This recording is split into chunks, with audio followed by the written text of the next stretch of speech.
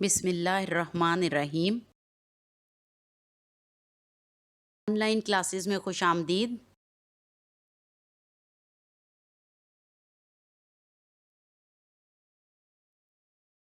ہمارے سبق کا عنوان ہے شاعروں کے لطیفے۔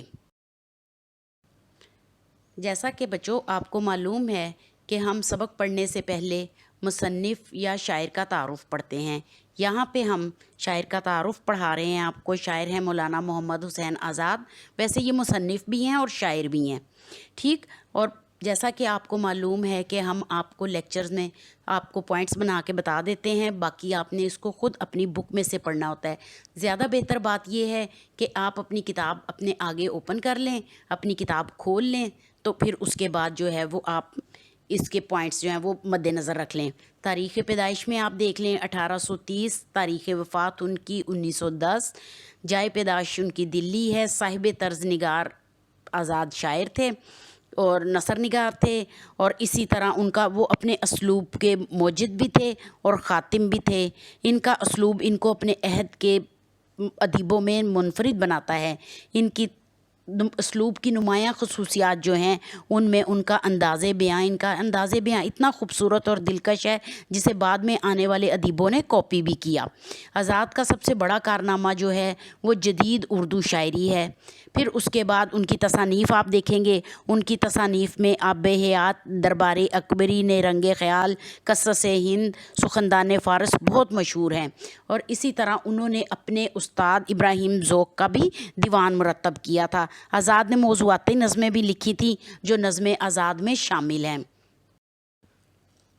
شاعروں کے لطیفے پڑھنے سے پہلے تو آپ ذرا ان کے مقاصد تدریس پہ نظر ڈال لیں۔ مقاصد تدریس کا مطلب ہے کہ بچوں کو یہ سبق کیوں پڑھائے جائیں، بچے ان سے کیا چیزیں اخذ کریں۔ سب سے پہلی بات تو طلباء کو یہ بتانا ہوتا ہے کہ ہمارے شاعروں کی حصے مزاح کس قدر تیز ہوتی ہے اور ان کی عام گفتگو کتنے لطیف پہلو لیے ہوئے ہوتی ہے۔ شعر و ادب میں طنز و ظرافت کی جو اہمیت ہے وہ واضح ہوتی ہے اس سبق سے۔ اسی طرح آپس کے تعلقات میں رواداری، تحمل اور برداشت کی ضرورت کا احساس اجاگر ہوتا ہے کہ شاعروں کے آپس کے تعلقات جو تھے وہ کتنی رواداری اور برداشت کا رویہ لیے ہوئے ہوتے ہیں۔ اسی طرح کچھ زبان زد عام اشعار کے موقع و محل اور استعمال سے بچوں کو روشناس کروایا جائے گا۔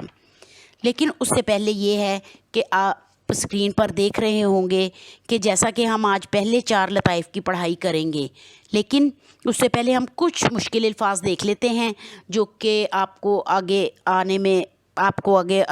سبق میں آنے میں مشکلات کا سامنا نہیں کرنا پڑے گا۔ پہلا لفظ دیکھیے تکرار، اس کا مطلب ہے بحث۔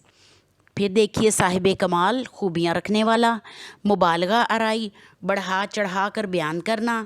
تخیل آفرینی، خیال پیدا کرنا۔ پھپھولے، چھالے یا آبلے۔ چلیے عزیز طلباء و طالبات، لطیفہ نمبر 1 دیکھیے۔ ایک دن لکھنؤ میں میر اور مرزا کے کلام پر 2 شخصوں نے تکرار میں طول کھینچا۔ دونوں خواجہ باسط کے مرید تھے، مرید یعنی کہ ان کے شاگرد تھے۔ انہی کے پاس گئے اور عرض کی کہ آپ فرمائیں۔ انہوں نے کہا کہ دونوں صاحب کمال ہیں، مگر فرق اتنا ہے کہ میر صاحب کا کلام آ اور مرزا صاحب کا کلام واہ ہے۔ مثال میں میر صاحب کا شعر پڑھا: سرہانے میر کے آہستہ بولو، ابھی ٹک روتے روتے سو گیا ہے۔ پھر مرزا کا شعر پڑھا: سودا کی جو بالیں پہ ہوا شور قیامت، خدا میں ادب بولے ابھی آنکھ لگی ہے۔ ان میں سے ایک شخص جو مرزا کے طرفدار تھے وہ مرزا کے پاس بھی آئے اور سارا ماجرا بیان کیا۔ مرزا بھی میر صاحب کے شعر کو سن کر مسکرائے اور کہا: شعر تو میر کا ہے مگر داد خواہی ان کی ددا کی معلوم ہوتی ہے۔ داد خواہی کہتے ہیں تعریف کو اور ددا کہتے ہیں ملازمہ کو، کہ یہ ان کے گھر کے کسی ملازم کی تعریف معلوم ہوتی ہے۔ دوسرا لطیفہ دیکھیے۔ ایک دن سودا مشاعرے میں بیٹھے تھے، دونوں لوگ اپنی اپنی غزلیں پڑھ رہے تھے۔ ایک شریف زادے کی 12-13 برس کی عمر تھی۔ اس نے غزل پڑھی، مطلع تھا: دل کے پھپھولے جل اٹھے سینے کے داغ سے، اس گھر کو آنکھ لگ گئی گھر کے چراغ سے۔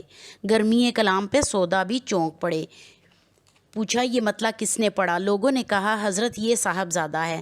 سودا نے بھی بہت تعریف کی، بہت مرتبہ پڑھوایا اور کہا میاں لڑکے جوان ہوتے نظر نہیں آتے، خدا کی قدرت انہی دنوں میں لڑکا جل کر مر گیا۔ اس سے مراد یہ ہے کہ انہوں نے لڑکے کو کوئی بد دعا یا کوئی ایسی بات نہیں کی تھی جس سے کہ وہ جل کے مر جاتا، لیکن انہوں نے جو بات کی تھی کہ میاں لڑکے جوان ہوتے نظر نہیں آتے، یعنی کہ ان کا کلام ابھی سے اتنا پختہ اور اتنا وہ زبردست ہے کہ ان کو جوان ہونے کی ضرورت نہیں ہے، کہ یہ جوانی میں جا کے جو پختگی آتی ہے ان کے کلام میں وہ ابھی سے موجود تھی۔ لطیفہ نمبر 3 دیکھیے۔ ایک دن انشاءاللہ خان جرت کی ملاقات کو آئے، دیکھا تو سر جھکائے بیٹھے کچھ سوچ رہے تھے۔ انہوں نے پوچھا کہ کس فکر میں بیٹھے ہو؟ یہ انشاءاللہ خان اور جرت جو تھے نا، یہ دونوں آپس میں بہت اچھے دوست بھی تھے۔ جرت نے کہا کہ ایک مصرع خیال میں آیا ہے، چاہتا ہوں کہ مطلع ہو جائے، جیسا کہ آپ کو یاد ہوگا کہ مطلع غزل کے پہلے شعر کو کہتے ہیں۔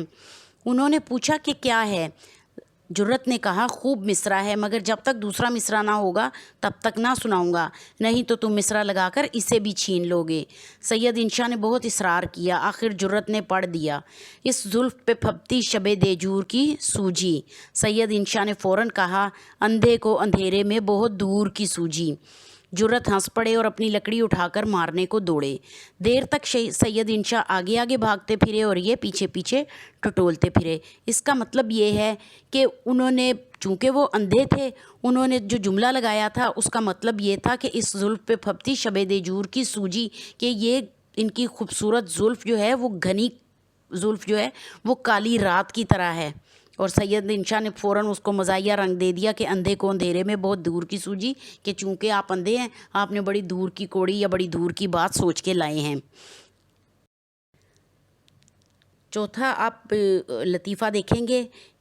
ایک مشاعرے میں شیخ امام بخش ناسخ ایک ایسے وقت میں پہنچے کہ جلسہ ختم ہو چکا تھا، مگر خواجہ حیدر علی آتش وغیرہ چند شعراء ابھی موجود تھے۔ یہ جا کر بیٹھے، تعظیم رسمی اور مزاج پرسی کے بعد کہا، تعظیم رسمی کے رسمی عزت خیال کرنے کے بعد، کہ جناب خواجہ صاحب مشاعرہ ہو چکا؟ انہوں نے کہا، سب کو آپ کا اشتیاق رہا۔ اشتیاق یعنی شوق رہا۔ شیخ صاحب نے یہ مطلع پڑھا، جو خاص ہیں وہ شریک گروہ عام نہیں، شمار تانہ تسبیح میں امام نہیں۔ چونکہ نام بھی امام بخش تھا اس لیے تمام اہل جلسہ نے نہایت تعریف کی۔ ان کے کہنے کا مطلب یہ تھا کہ جو خاص لوگ ہوتے ہیں نا وہ عام لوگوں کے گروہ میں شریک نہیں ہوتے، اور بالکل اسی طرح اس کی مثال دیتے ہوئے وہ کہتے ہیں کہ بالکل اسی طرح کہ جس طرح آپ تسبیح کی تقسیم میں آپ امام کو کاؤنٹ نہیں کرتے، امام کو گنتے نہیں ہیں نا، بالکل اسی طرح میں بھی عام لوگوں کے گروہ میں شامل نہیں ہوں۔ اب چونکہ ان کا نام بھی امام تھا اس لیے تمام اہل جلسہ نے فی البدیہہ شعر کہنے پر ان کی بہت تعریف کی۔